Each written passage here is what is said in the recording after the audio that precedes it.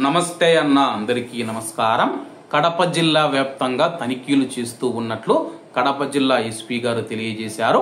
ప్రస్తుతం కడప జిల్లాలో మనం చూసుకుంటే చట్ట విరుద్ధమైన కార్యకలాపాలు గాని అనుమానాస్పద కార్యకలాపాలు జరుగుతూ ఉంటే అక్కడ పోలీసులు తనిఖీలు చేసి చట్టపరమైన చర్యలు తీసుకుంటూ ఉన్నారు. వివరాల్లోకి వెళితే కడప జిల్లాలో అసాంఘిక కార్యకలాపాలపైన ప్రత్యేక దృష్టి పెట్టినట్లు కడప జిల్లా ఎస్పీ అశోక్ కుమార్ గారు వెల్లడించారు. కడప జిల్లాలో గత 15 రోజుల్లో జూదమాడుతూ ఉన్న 159 మందిని అరెస్టు చేశాము. అలాగే 2,85,000 రూపాయలు స్వాధీనం చేసుకున్నాము. 9 మట్కా కేసుల్లో 16 మందిని అరెస్టు చేసి 50,570 రూపాయలు సీజ్ చేశాము.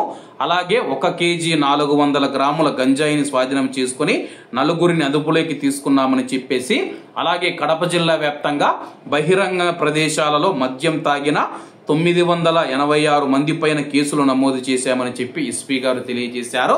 కాబట్టి కడప జిల్లాలో ఉన్న ప్రజలు ఎవరైతే ఉన్నారో ఈ యొక్క విషయాన్ని గమనించగలరు. అలాగే ఇటీవల కాలంలో మనం చూసుకుంటే చాలా మంది బహిరంగ ప్రదేశాలలో మద్యం తాగుతూ ఉన్నారన్నమాట. మద్యాన్ని వైన్ షాప్ నుంచి పార్సల్ తీసుకుని వెళ్లి ఎక్కడైనా కంప చెట్ల కింద లేకపోతే ఊరి చివరలలో తాగి మద్యం మత్తులో అయితే ఊగిపోతూ ఉన్నారు. అటువంటి వారికి సంబంధించి 986 మంది పైన గత 15 రోజుల్లో కేసులు నమోదు చేయడం జరిగింది. అలాగే ప్రత్యేకంగా మనం చూసుకుంటే కడప జిల్లాలో చాలా మంది జూదమాడుతూ డబ్బులు పోగొట్టుకుంటూ ఉన్నారు. దీంతో కుటుంబాలు రోడ్డున పడుతూ ఉన్నాయి. ఆస్తులు అమ్ముతూ ఉన్నారు, లేకపోతే అప్పులు చేస్తూ ఉన్నారు. కానీ జూదం అయితే ఆపడం లేదు. కష్టపడి సంపాదించిన సొమ్మే ప్రస్తుతం ఉన్న కాలంలో నిలబడడం లేదన్నా జూదమాడి సంపాదించిన డబ్బు మిగులుతుందని మీరు ఎలా అనుకుంటూ ఉన్నారు?